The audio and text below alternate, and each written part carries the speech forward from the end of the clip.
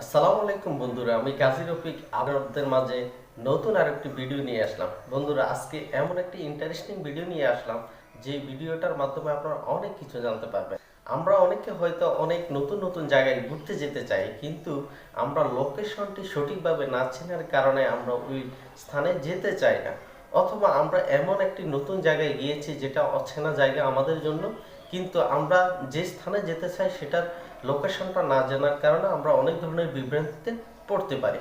আজকে আমি এই ভিডিওর মাধ্যমে আপনাদেরকে এমন একটি বিষয় দেখাবো যে বিষয়টি দেখলে আপনি আর এই ধরনের সিচুয়েশনে পড়তে হবে না। এখন নতুন নতুন জায়গায় আপনি ইচ্ছে করলে ঘুরতে পারেন। তো দেরি না করে আমরা আমাদের মূল ভিডিওতে চলে যাব।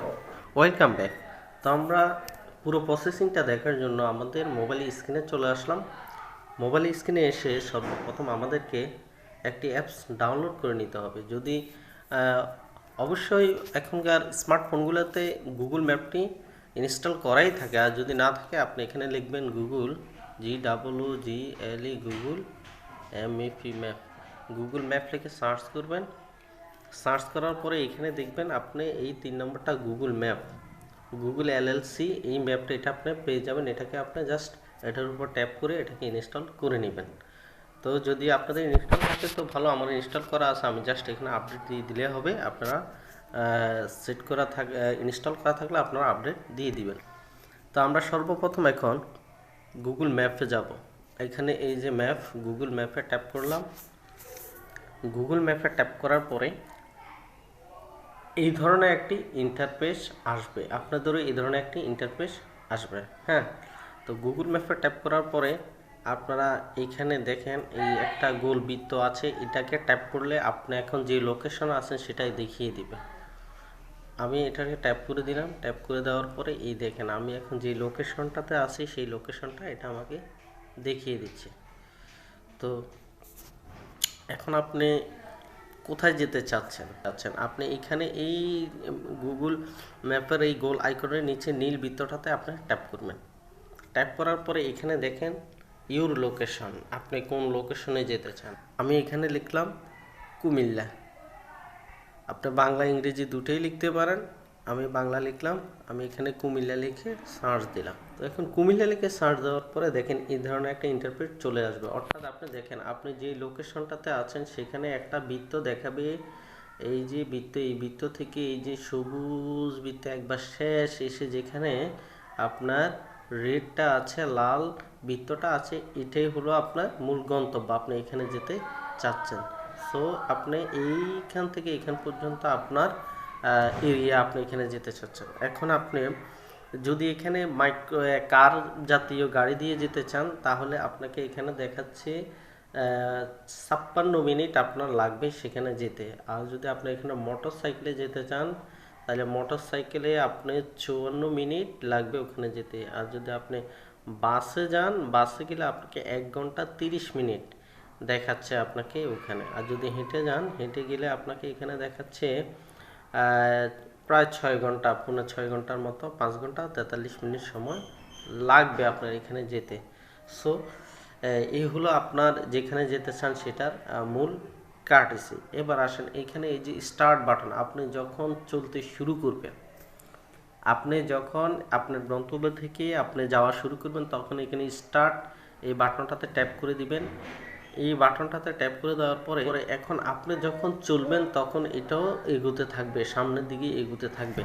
অর্থাৎ আপনি যখন হাঁটবেন তখন এটাও আপনার সাথে সাথে সাথে সাথে হাঁটতে থাকবে, অথবা আপনি যখন গাড়িতে যাবেন এটাও গাড়ির স্পিডে এই পথ দিয়ে স্থান নির্দেশনা করবে এবং সেটাও যেতে থাকবে এবং আস্তে ক্রমান্বয়ে আপনার স্থান কমতে থাকবে। এখন বলে রাখি, আপনারা যারা আমার এই ভিডিওটি দেখছেন, ভিডিওটি দেখে যদি আপনি অনেক কিছু জানতে পারেন, শিখতে পারেন, অবশ্যই ইন্টারেস্টিং ভিডিও আপনি আপনার বন্ধু বান্ধবদের জন্য আপনার মোবাইলের টাইমলাইনে শেয়ার করে দিবেন।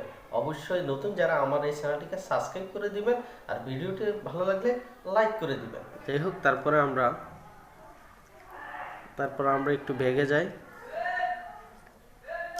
ভেগে যাওয়ার পরে আমি এবার আপনাদেরকে যেটা দেখাচ্ছি, এখানে এই যে এই বৃত্তটা, এখানে আপনারা ট্যাপ করবেন। এখানে ট্যাপ করে দেওয়ার পর দেখবেন আমরা এখন যেই ডিফল্টে আছি সেটা এখন আমরা যদি দেখতে যাই কোথায় ট্রাফিক জ্যাম আছে কিনা, ট্রাফিক জ্যাম দেখার জন্য আমাদেরকে এখানে ট্রাফিক জ্যামে আমরা ট্যাপ করে দিব।